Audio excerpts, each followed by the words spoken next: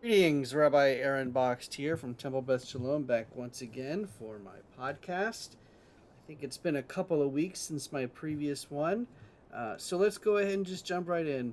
What I'm thinking about today is something that is appropriate and something that really affects, impacts all of us.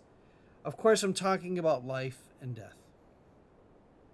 We all know that the moment that we're born, every day that we live, we move one step closer to ultimately another step in life, which is the dying or decaying of our bodies.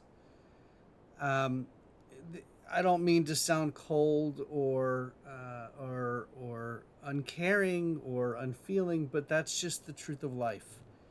Um, and when you are someone who is a clergy person or you work in a medical field, whether you're a nurse or a doctor, an EMT, or any of those that work in those kinds of fields, you know that life is precious, and we need to do everything we can to help people live as best of a life as they possibly can. But at the end of the day, at some point, the body is going to die.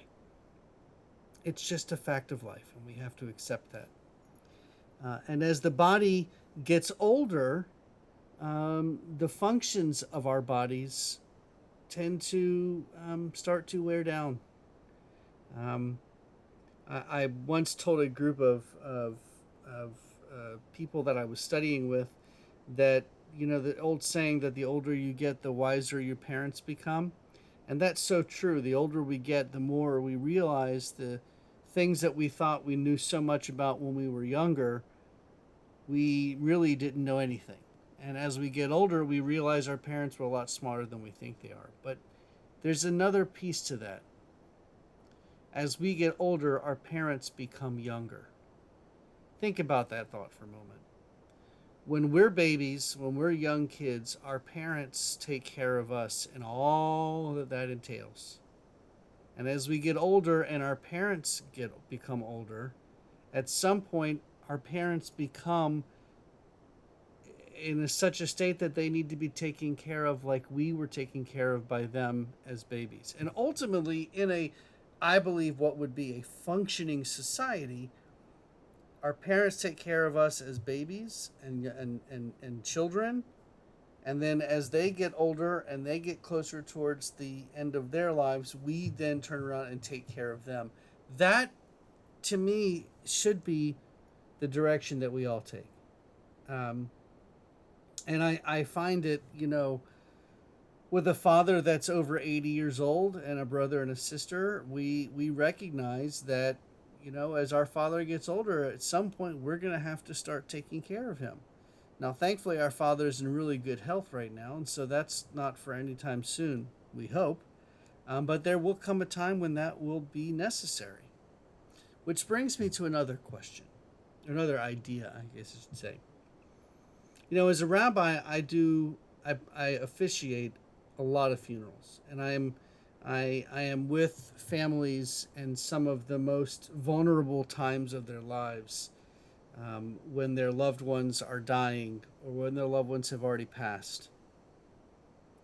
And I will say that although there's no such thing as being prepared for someone in your family to die, there's just no way. I mean, even if you know when it's going to happen, it's still a shock. Even if you've done everything you can possibly do to prepare for it, it's still a shock. It still hurts every single day.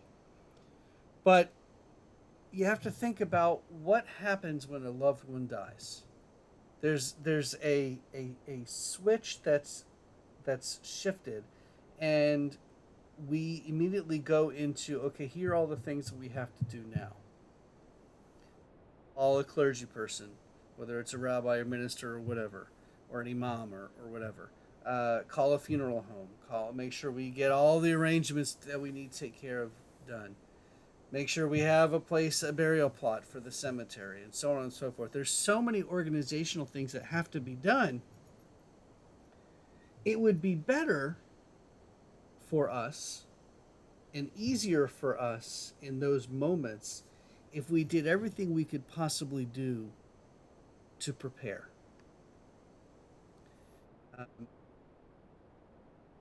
there's something called a pre-need, or there's other names for it, and what that is a person contacts a funeral home where they know that they want who they know want to handle their affairs when it's time, and they fill out some paperwork and they take care of all the stuff they need to get done in advance, so that when the time comes, when it is time for them, when they die, their loved ones and those that are left behind are not struggling to figure out all the things that need to be done. And it makes life for those that are left behind so much easier.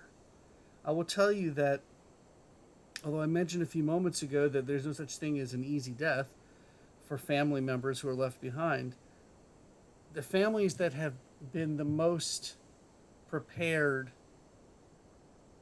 they had time to dwell on their mourning. They had time to be with their family members and time to be with their friends, and begin the mourning process, which made it easier for them, because either they had, in advance of their parents or loved ones dying, had taken care of all of the proper paperwork and all of the proper needs, or their parents or their loved ones had done it themselves.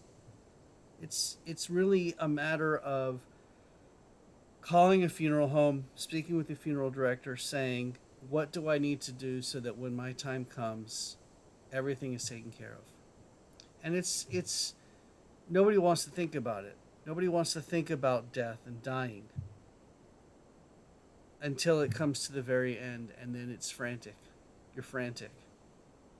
I've worked with families before who had nothing in advance done, no directions, nothing was in a will or any kind of directive, and they didn't know what to do.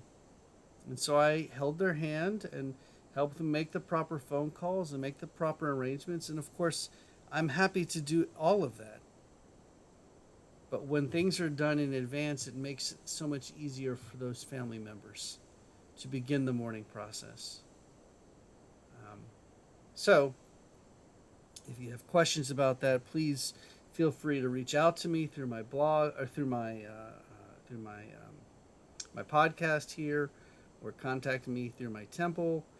I will certainly be happy to give you the information, the name and contact information of those who could be helpful to you wherever you live. If you're in the Ocala area, I certainly have a contact here.